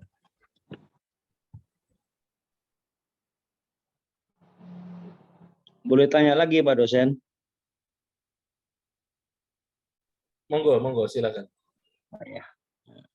Jadi saya ada beberapa klien ya, itu mengeluh ketika bangun pagi itu di tungkainya itu merasakan sakit yang luar biasa. Yaitu terjadi ketika bangun tidur. Bayangkan bangun tidur atau duduk terlalu lama. Itu terpincang-pincang itu. Nah itu saya sudah menjumpai beberapa pasien ya. Memang saya agak bingung terapinya itu di mana, karena kita pegang tungkainya juga sakit. Paling saya terapi di pinggang sama di atasnya tungkai. Nah terus pasien saya ada pasien terus penyakit dengan sakit yang sama. Akan tapi yang pasien ini membawa hasil ronsennya. Ketika saya lihat itu di ujung tungkainya itu ada semacam kayak tulang tumbuh. Jadi kecil memang, hanya mungkin 1 inci. Tapi memang nampak itu, saya perhatikan di ronsen itu nampak. Nah, itulah sakitnya luar biasa. Nah, ini kira-kira penyakit apa ini Pak dosen ya? Atau mungkin Pak dosen pernah mengalami orang dengan gejala yang sama? Kalau biasanya orang itu terpincang-pincang gitu kalau habis bangun tidur atau biasanya duduk lama. Nah, itu mungkin Pak dosen pertanyaan saya. Karena ini sedang saya hadapi. Maksudnya saya lagi menangani nih klien saya. Oke, Pak Yoso ya, Pak Yoso. Jawaban penyakitnya adalah Calcaneal spurs, Pak. Saya tulis di chat. Nanti kalau mau searching-searching, monggo. Jadi memang pada orang-orang tertentu itu tiba-tiba muncul seperti jalu di tumitnya. Itu namanya memang Calcaneal spurs. Apa penanganannya? Penanganan untuk konservatif tidak ada. Nah, itulah yang harus operasi. Karena dia tiba-tiba muncul tulang yang baru. Tulang yang baru ini kenapa selalu tidak nyaman? Karena dia menusuk di ototnya, menusuk pembuluh darahnya, melukai persarafan di sekitar tumitnya. Maka yang sering dilakukan, kalau fisioterapi bisa. Karena saya sebagai fisioterapi itu punya alat di rumah sakit, itu namanya shockwave diathermy, itu harganya 500 sampai 600 juta harga alatnya. Itu dia semacam kayak corong. Itu nanti diletakkan semisal anggap ini tumit ya. Anggap ini tumitnya ya. Itu nanti akan diberikan pancaran sinar SWD ini. Shockwave diathermy. Gelombang ya. Gelombang shockwave diathermy itu rasanya hangat biasanya. Ada yang hangat atau enggak tergantung situasi metabolisme tubuh pasien. Nah, itu nanti dia mampu untuk sedikit demi sedikit mengikis dari Calcaneal spurs-nya itu, tapi tidak bisa hilang. Mungkin dari yang kasar nanti jadi agak licin halus, sehingga kalau ketemu sama saraf atau pembuluh darah dia nggak terlalu melukai. Hanya itu konservatif ya. Tapi saya bilang tidak menyembuhkan. Tidak menyembuhkan. Lalu saya juga sebagai fisioterapis kita punya yang namanya ultrasound diathermy. Jadi kalau ultrasound yang untuk kehamilan untuk melihat janin, kalau ultrasoundnya fisioterapi itu kayak tembakan. Jadi ketika digosokkan, itu rasanya akan linu sekali karena efek gelombang itu tadi dapat mengikis lebih kuat ketimbang SBD. Jadi kalau memang Calcaneal spurs-nya sudah sangat kelihatan lincip sekali, itu biasanya kita pakai ultrasound. Kalau masih kecil itu biasanya kita gunakan SBD. Tapi kalau sudah di ultrasound nggak bisa, di SBD nggak bisa, serahkan di ortopedi, nanti akan dioperasi, dikikis itu ya, gerenda, dibuat halus lagi, akan kembali normal seperti biasa, seperti nggak ada apa-apa. Karena masalah utamanya sudah hilang. Gitu, Pak. Iya. Itu namanya Calcaneal spurs. Bisa ya? Pakai BPJS bisa. Kok bisa ya? Bisa. Itu termasuk penyakit yang di cover oleh BPJS. Oh. Kalau setelah dioperasi, itu kan biasanya karena orang kalau operasi kan pasti luka ya, pasti luka, nggak enak, terus dia kan juga nggak boleh napak dulu toh, tidak menapak dalam waktu yang lama itu mempengaruhi gerak sendinya loh. Orang kalau habis operasi dipasang pen atau operasi Calcaneal spurs itu kan dia kan dibebet pakai elastis banded, ya kan? Itu kan dia nggak, pasti dokternya ngomong ini 2 minggu jangan dibuat napak dulu. Jangan dibuat gerak dulu, itu otomatis ototnya pasti mengecil. Nah, setelah dioperasi, sudah 2 minggu itu boleh kita berikan tuina massage, kita berikan massage untuk memperlancar peredaran darahnya. Setelah 1 bulan kok sudah dipijat, sudah diakupuntur kok pergelangan kakinya kurang bisa elastis geraknya. Wah, ini baru manual terapi digunakan. Gitu ya. Jadi kita dalam memberikan suatu metode latihan maupun metode manual terapi itu harus bisa menganalisis apa yang dibutuhkan oleh pasien. Jangan dikit-dikit nyeri pasti manual terapi. Jangan dikit-dikit keterbatasan harus dengan manual terapi. Tapi kita harus bisa memilah-milah apa dulu yang diberikan. Misal Bapak punya pasien itu tadi ya, pasiennya sudah operasi, sudah dipasang itu elastis banded, dia datang 2 minggu setelah operasi, ya kan? Pak, ini kakiku kok tidak enak ya. Ya wes, dimasas saja, di akupuntur untuk mengurangi pegel di otot betisnya. Setelah berjalan 1 bulan, betisnya sudah enak, sudah tidak sakit, tapi pergelangannya masih kaku atau pergelakannya terbatas, nah itu baru boleh dilakukan manual terapi. Jadi dia itu kakunya bukan karena operasinya, tapi kakunya itu karena tidak bergerak selama 2 minggu atau 1 bulan itu tadi. Apalagi pasien anak-anak ya yang patah di ini apa lengan atas, biasanya kan disuruh gendong gini ya tangannya, sampai 3 bulan digendong. Itu ketika dibuka, dia suruh lurus gini, tidak bisa, karena dia sudah terbentuk ototnya. Nah, itu diakupuntur dulu, dilakukan cupping atau bekam kering, lalu belikatnya itu diberikan masas, bahunya turun, lalu baru dilakukan manual terapi, bisa.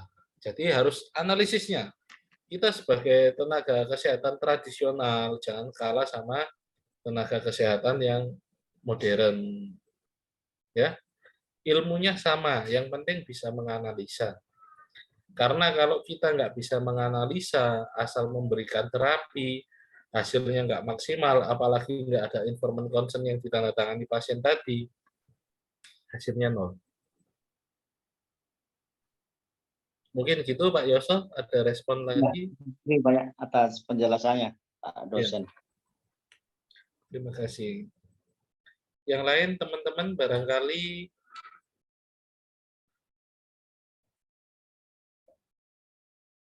ini saya bantu di ini ya, di chat ya. Di chat tadi ada yang tanya skoliosis ini rasanya. Ada yang tanya skoliosis. Oh ini, apakah skoliosis bisa di manual terapi Pak? Tekniknya apa yang bagus? Skoliosis tidak bisa diselesaikan dengan manual terapi. Jadi kalau ada di TikTok itu ya, dikeretek-keretek skoliosisnya, lalu terus katanya, oh ini bisa lurus. Nonsen Pak, itu pembohongan. Skoliosis itu struktural, strukturnya berubah. Kalau mau lurus lagi operasi, dipasang pen banyak itu kayak bangunan gitu, dikasih cagak. Tapi kalau untuk manual terapi, keretek-keretek, nggak bisa. Tapi kalau untuk mengurangi rasa tidak nyamannya, orang kalau skoliosis itu sudah pasti nyeri punggung. Karena kan dia nggak simetris. Nah itu bisa dilakukan masas, dilakukan stretching. Jadi kalau misalnya skoliosisnya tipe C, gitu ya, tipe C itu kan dia kan miring gini. Nah itu Bapak lakukan stretching, diajari gini, diajari tegak, gini. Mungkin dia nggak akan tegak lagi seperti ini, nggak mungkin, itu nonsen kalau nggak operasi. Tapi paling nggak kita mengurangi kurvanya dari yang kurva seperti ini jadi segini, hampir lurus. Tapi sampai ke lurus gini, kalau ada yang bisa saya belajar sama dia. Karena itu enggak ada. Enggak pernah ada jurnalnya dan tidak bisa dibuktikan secara ilmiah. Tapi kalau skoliosis mengurangi nyerinya dengan masas, bisa. Dengan akupuntur, bisa. Karena dia imbalance. Ototnya salah satu pasti ada yang tegang. Jadi mengurangi ketegangannya itu. Dengan apa? Dengan masas boleh, akupuntur boleh, bekam boleh, silakan. Tapi kalau lurus, nggak mungkin. Nggak mungkin, harus operasi. Jadi kita hanya bisa kuratif ya. Kuratif itu mengurangi gejalanya. Tapi bukan untuk mengembalikan kurvanya kembali lurus, nggak bisa. Nggak pernah ada. Bahkan dokter ortopedis sekalipun suruh ngerjain, nggak bisa, harus operasi. Atau dipasang brace. Seperti itu ya. Lalu next yang kedua, tanya deep vein thrombosis atau varices ya, varicose vein ini apakah boleh terapi refleks? Terima kasih. Terapi refleks itu seperti apa ya, Bu Binti Retnani? Maaf, maksudnya refleksi. Oh, refleksi. Ya. Deep vein thrombosis kalau refleksi boleh. Karena dia kan Terima kasih. sifatnya kayak nusuk-nusuk aja tuh, hanya untuk memperlancar aja kan, bukan dengan hentaan. Kenapa nggak boleh manual terapi itu karena dia hentaannya keras, sehingga ditakutkan ada perdarahan. Kalau hanya refleksi atau kita masas yang ringan-ringan itu kan nggak menyebabkan perdarahan. Jadi DVT atau deep vein thrombosis atau varises itu gampang sekali terjadi perdarahan. Karena kan dia venanya ada yang tersumbat di beberapa titik itu. Kalau saya rasa ditusuk-tusuk di kaki atau telapak tangan enggak masalah, enggak apa-apa, bisa. Tapi kalau untuk manual ya. Oke, ini ada yang tanya tentang autoimun. Apakah autoimun bisa dengan manual terapi? Autoimun itu kan yang diserang imunnya. Kalau imunnya sudah diserang itu biasa larinya ke saraf. Nah, gampang geringgingan biasanya itu ya. Terus ototnya gampang tegang. Nah, itu bisa kita kerjakan. Karena dia autoimun, sarafnya gampang tegang. Kalau sarafnya gampang tegang, ototnya gampang tegang, lalu kita raba gini, oh iya Pak, ini benar ada spasme, misalnya di pinggang. Boleh dilakukan manual terapi, boleh. Boleh-boleh saja, nggak ada masalah kalau autoimun. Lalu selanjutnya, bagaimana dengan terapi yang viral di TV-TV nasional? Bagaimana juga dengan fenomena Ida Dayak menurut manual terapi? Nah, itu tadi. Sebenarnya saya tidak mau mengomentari orangnya ya, karena ini kita ada di Zoom, akan tayang di YouTube juga. Saya tidak mau berkomentar tentang pribadinya, tapi saya berkomentar tentang metodenya ya. Jadi apa yang dilakukan itu sama halnya dengan skoliosis. Nah, skoliosis kan saya tadi bilang, bentukannya dari lahir dia sudah miring atau seperti huruf C. Kita mau masa seperti apa, kita mau manual terapi seperti apa, enggak bisa. Karena itu sudah cetakan dari Sang Pencipta. Tapi kalau setelah dioperasi, lalu muncul ototnya terlalu tegang karena sering ditekuk itu tadi saya cerita, itu boleh. Yang beliau sering lakukan itu kan seperti masas ya. Pakai minyak, diberikan masas berkali-kali, dimasas terus, mungkin akan terlihat rileks. Jadi seperti skoliosis, misalnya huruf C gini ya, kita berikan masas, ya pasti dia rileks ototnya, dia akan sedikit seperti kembali ke posisinya. Tapi ketika efek masasnya selesai, pembuluh darahnya kembali terhambat, ya dia akan kembali ke posisi asli. Maka tidak permanen. Apa yang beliau lakukan ya manual terapi, memang beliau melakukannya dengan tangan. Tapi saya belum pernah melihat ada yang benar-benar sembuh. Ya. Karena beda cerita. Kalau manual terapi ini kan tujuannya relaksasi otot, memperlancar peredaran darah, sama fleksibilitas sendi. Tapi yang beliau lakukan itu tujuannya kan hanya satu, fleksibilitas sendinya aja. Beliau tidak menyinggung pembuluh darahnya, beliau juga nggak merelaksasikan ototnya. Ya, beliau hanya strukturnya aja yang mau diperbaiki. Gitu. Jadi kalau untuk yang terapi di TV-TV nasional ini banyak ya. Chiropractor itu kan chiropractor itu nggak ada kuliah formalnya, nggak ada. Jadi chiropractor itu bukan tenaga kesehatan. Tapi kalau fisioterapi itu kan ada kuliahnya. Nah, di dalam kuliah fisioterapi itu ada pelajaran chiropraktiknya. Tapi kalau untuk full belajar chiropraktik aja, tidak ada. Jadi yang viral-viral itu memang mereka ikut pelatihan, ikut sertifikasi, sehingga memang untuk kasus-kasus yang kayak gitu. Kalau saya aja pun, orang nyeri leher paling sama saya 1 kali 2 kali ya selesai, karena kasus yang biasa. Tapi coba kalau kasusnya seperti bambu spine, yang dari lahir dia autoimun, jadi struktur tulang belakangnya itu lurus kayak yang bendera, pasiennya itu nggak bisa noleh. Jadi kalau dipanggil itu noleh sak badan-badannya semua. Nah itu dilakukan chiropraktik 1 hari 10 kali pun nggak bisa. Karena itu strukturnya. Ingat, kita bermainnya itu di soft tissue-nya, di sendinya, di ototnya, bukan bermain di tulangnya. Gitu ya. Jadi yang Mau viral. tanya Pak Dosen. Ya, silakan. Ya, saya punya tetangga, Pak.